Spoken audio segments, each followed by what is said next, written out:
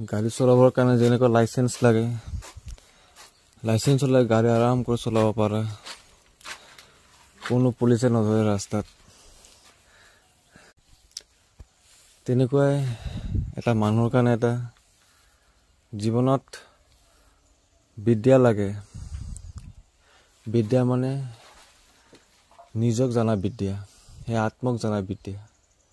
যেতিয়া নিজক জানি যাবা তেতিয়া তুমি আৰামছে নিজৰ জীৱনটো চলাব পাৰিবা ড্ৰাইভাৰ হৈ কেনে ভালকৈ নিজৰ গাড়ীটো চলাব পাৰিবা